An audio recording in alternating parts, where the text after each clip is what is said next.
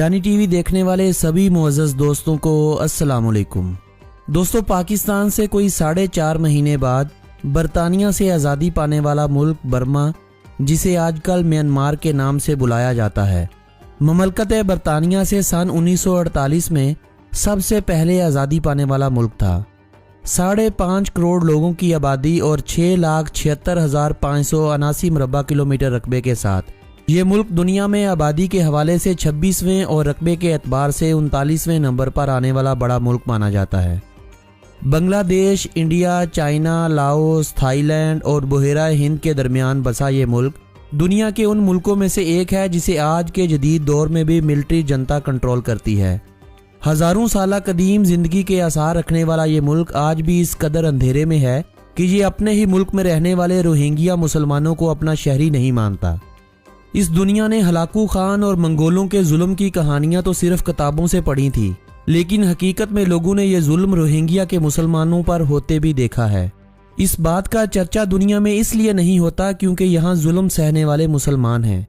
हम YouTube पर community guideline को फॉलो करते हुए कोई भी ऐसा मवाद शेयर नहीं करेंगे कि जिससे हमारी इस आवाज़ को दबाया जा सके। इस वीडियो में आगे बढ़ने से कबल मैं आप दोस्तों से गुजारिश करूंगा कि अगर आप इस चैनल पर नए हैं तो इस चैनल को सब्सक्राइब कर लें, क्योंकि आप मालूमात और सैर सयाहत से भरपूर वीडियोस का एक ना ख़त्म होने वाला सिलसिला शुरू हो चुका है। ये ना हो आप ऐसी वीडियोस मिस कर दें जिससे आपके इल्म में इजाफा मुमकिन था।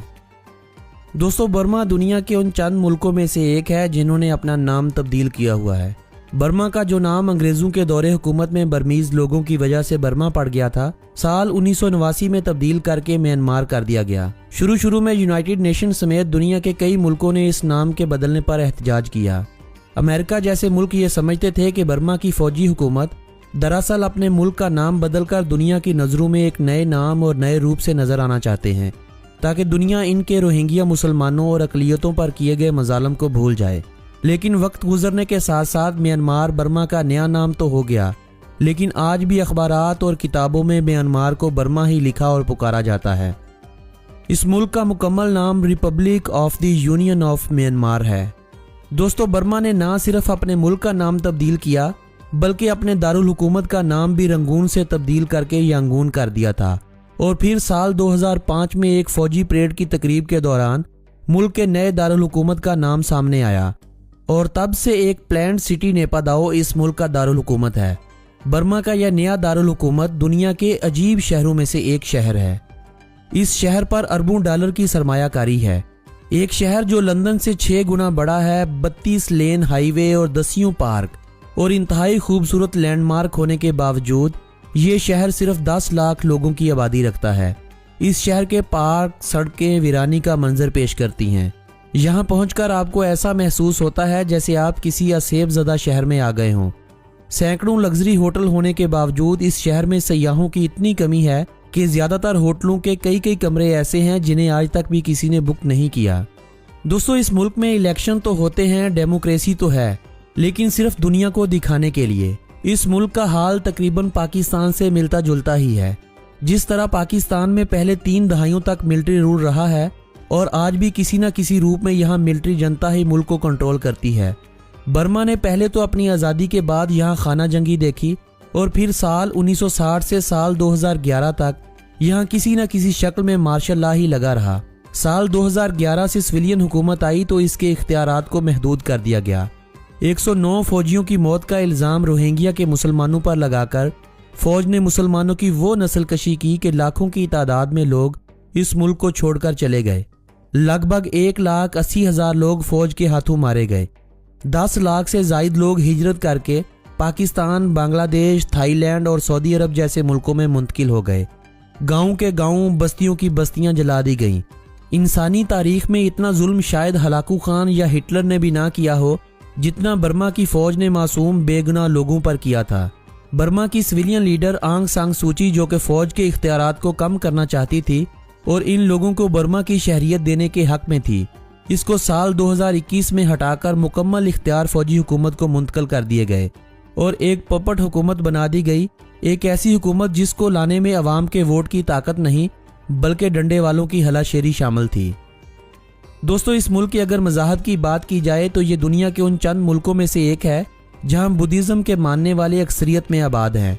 इस मुल्क की 89% आबादी बुद्धिज्म को फॉलो करती है और यही इस मुल्क का सरकारी मजहब भी है। 6% यहाँ क्रिश्चियन और लगभग 5% यहाँ मुसलमान आबाद हैं। ये एक ऐसा मुल्क है जो बुद्धिज्म के फ़रोग के लिए ज़्यादा से ज़्यादा इक़दाम उठाता है। अपने मज़हब के फ़रोग के लिए इस मुल्क में फ्री तालीमी अदारे कायम हैं। गांव-गांव, शहर-शहर इनके मंदिर कायम हैं, जहां पर मौजूद मोंक बुद्धिज्म की इशाअत करते हैं। 1526 में पानीपत की लड़ाई से वजूद में आने वाली मुगलिया सल्तनत के आखिरी और 20वें बादशाह बहादुर शाह जफर को 1857 की जंग आज़ादी के बाद हिंदुस्तान से जला वतन करके बर्मा भेज दिया गया था, जहां उनको जेल में डाल दिया गया था और असीरी की जिंदगी में उन्होंने अपनी जान जाने आफरीन के सुपुर्द कर दी और बर्मा के शहर यंगून में इनको दफना दिया गया। बर्मा में इस्तेमाल होने वाली करेंसी को कयात कहा जाता है। 1 पाकिस्तानी रुपयों के बदले 7.5 कयात हासिल किए जाते हैं। इस मुल्क की करेंसी तो कमज़ोर है, लेकिन इस हिसाब से अगर इस मुल्क में महंगाई को देखा जाए तो इतनी महंगाई नहीं है। इस बात का अंदाज़ा आप यूं लगा लें कि एक वक्त का खाना आप 1 से 150 रुपयों में आसानी से खा सकते हैं, लेकिन अगर आप पाकिस्तानी या इंडियन रेस्टोरेंट ढूंढें तब खाना आपको लगभग 2000 रुपये तक चला जाएगा। रात रहने के लिए यहाँ होटल 5 से 15 डॉलर में बाआसानी मिल जाता है। पाकिस्तानियों के लिए इस मुल्क का वीज़ा लेना भी बहुत आसान है। आप म्यांमार की सरकारी वेबसाइट पर जाकर आसानी से $50 वीज़ा फीस अदा करके म्यांमार का ई वीज़ा ले सकते हैं। दोस्तों, म्यांमार दुनिया का एक ऐसा मुल्क है जहां सयाहों के लिए सबसे ज़्यादा पाबंदियां हैं। आप इस मुल्क के बहुत से ऐसे हिस्से हैं जहां हुकूमती इजाज़त के बगैर सफ़र नहीं कर सकते। इस मुल्क के किसी भी गांव में आप टेंट नहीं लगा सकते, क्योंकि ये कानूनन जुर्म है। अगर आप बजट ट्रैवलर हैं तो बजाय कैंप लगाने के आप इनके मंदिरों में जाकर रात रुकने का कहें तो वहां आपको आसानी से रहाइश मिल जाएगी, और वो भी फ्री। केनबाल इस मुल्क का कौमी और सकाफती खेल है। आजकल ये लोग कपड़े और धागों से बनी हुई गेंद की बजाय फुटबॉल का इस्तेमाल करते हैं। इस खेल में 6 लोग एक सर्कल में खड़े होकर फुटबॉल के साथ जिगलिंग करते हैं। पादोक ट्री इस मुल्क का कौमी दरख्त है और इस दरख्त के फूल को इस मुल्क के कौमी फूल होने का एजाज़ हासिल है। ग्रीन पी फाउल इस मुल्क का कौमी जानवर है और ग्रे पीकॉक को इस मुल्क का कौमी परिंदा तस्वर किया जाता है। इस मुल्क के मर्द हो या औरतें, सबसे ज़्यादा लोग ये लुंगी पहनना पसंद करते हैं। इस मुल्क की एवरेज आबादी 28 से 30 साल है, यानी इस मुल्क को आप जवानों का मुल्क भी कह सकते हैं। और लुंगी इनके कल्चर में इस कदर बसी हुई है कि आज के जदीद दौर में भी बूढ़े हों या जवान हों, लुंगी बड़े शौक से पहनते हैं। इस मुल्क में 8 बड़े दरिया बहते हैं और इन दरियाओं में से ही इस मुल्क की खेती होती है। समुंदर के किनारे बसा होने की वजह से इस मुल्क के जनूबी साहिल पर लगभग 800 छोटे बड़े जजीरे इस मुल्क की मलकियत में हैं। लाइबेरिया और अमेरिका के बाद म्यांमार इस दुनिया का शायद तीसरा ऐसा मुल्क हो जहां पर आज भी वजन को किलो की बजाय पाउंड और फासले को किलोमीटर की बजाय इंचेस में नापा जाता है। तरबूज, आम, आलू बुखारा, सेब, माल्टे, अंगूर और नारियल इस मुल्क में सबसे ज़्यादा पैदा होने और एक्सपोर्ट किए जाने वाले फल हैं। इनके अलावा ये मुल्क काजू, चाय और मसालाजात एक्सपोर्ट करके अपनी आमदनी में इजाफा करता है। इस मुल्क में एक तो हुकूमत नहीं है और दूसरा पाबंदियों की वजह से इस मुल्क में बड़े पैमाने पर कारोबार करना बहुत मुश्किल है। कोई भी काम करना हो, कोई भी लाइसेंस बनवाना हो, आपको लाइसेंस देने वाले आर्मी के लोग होंगे, जहां लाइसेंस फीस के साथ साथ रिश्वत लेना मामूली बात है। पैसे वाले लोग उन मुल्कों का रुख करते हैं जहां सरमायाकारी के साथ उन्हें तहफ़्फ़ुज़ भी हासिल होता है। यही वजह है कि इस मुल्क में फीकस मजमूई आमदनी $1000 से भी नीचे है। इस मुल्क की 40% आबादी काश्तकारी के शोबे से मुंसलिक है।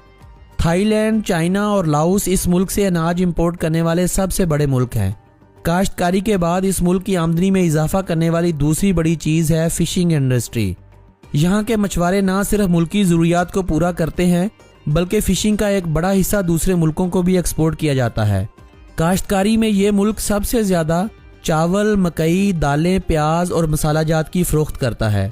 ये मुल्क दुनिया के उन मुल्कों में से एक है जिन्होंने दुनिया में सबसे पहले तेल और गैस की खोज की थी। यहाँ तक कि इस मुल्क ने पहली बार 1853 में क्रूड ऑयल बाहरी दुनिया को एक्सपोर्ट किया था और ये मुल्क आज भी थाईलैंड जैसे मुल्कों को गैस एक्सपोर्ट करता है। पूरी दुनिया में लड़कियां चूड़ियां अपने बाजुओं में पहनती हैं, लेकिन म्यांमार में इसके उल्ट चूड़ियां गर्दन में पहनी जाती हैं। इनकी औरतों का मानना है कि इससे औरत के हुस्न में इजाफा और कद लंबा होता है। कॉस्ट ऑफ लिविंग के हवाले से ये मुल्क दुनिया के सस्ते मुल्कों में से एक है, जहां पर एक घर में बिजली, गैस, पानी और सफाई का खर्च 30 से $40 के दरमियान में आता है। म्यांमार के लोग हर साल नए साल का आगाज वाटर फेस्टिवल के साथ करते हैं। इस रोज ना सिर्फ म्यांमार के लोग बल्कि दूसरे मुल्कों से भी आए लोग इस फेस्टिवल में हिस्सा लेने के लिए आते हैं। जब हर तरफ पानी ही पानी होता है, हुकूमती खर्चे पर यहाँ बड़े बड़े फव्वारे लगाए जाते हैं और हर किस्मी चीज़ों से इस फेस्टिवल में शिरकत की जाती है, चाहे किसी के पास पानी की बाल्टी हो या किसी के पास वाटर गन हो। इस मुल्क में लोगों के जीने की एवरेज उम्र 66 साल है, जबकि इस मुल्क में तालीम की शरह 92% है। म्यांमार घूमने के लिए एक बेहद खूबसूरत मुल्क है। यहाँ अगर आप फ्लाइट के खर्चे को निकाल दें तो इस मुल्क को $200 से $400 में लगभग 30 दिनों के लिए आप आसानी से घूम सकते हैं। एक साल के दौरान इस मुल्क में 20 लाख से जायद लोग घूमने की गर्ज से आते हैं, जिनमें सबसे ज्यादा लोग चीन और थाईलैंड के होते हैं। पाकिस्तान की मिलिट्री के साथ इस मुल्क की मिलिट्री के ताल्लुकात काफी बेहतर हैं। पाकिस्तानी फौज के म्यांमार के साथ ताल्लुक आज के दौर से नहीं बल्कि 60 की दहाई से हैं, जब दोनों तरफ फौजी हुकूमतें कायम थीं और बांग्लादेश मशरकी पाकिस्तान के नाम से पहचाना जाता था। बांग्लादेश तो पाकिस्तान से टूट गया, लेकिन हमारी फौज के ताल्लुकात आज तक म्यांमार से ना टूट सके। दोस्तों, ये थी म्यांमार यानी बर्मा पर बनाई जाने वाली एक तफरीही लेकिन मालूमात से भरी हुई वीडियो। अगर ये वीडियो आप दोस्तों को पसंद आई हो तो इस वीडियो को अपने अजीज़ों अकारब के साथ व्हाट्सएप और फेसबुक वाल पर लाजमी शेयर कीजिएगा। इस वीडियो को लाइक करते हुए हमें अपनी राय से ज़रूर नवाजिएगा कि अगली वीडियो कौन से मुल्क पर बनाई जाए।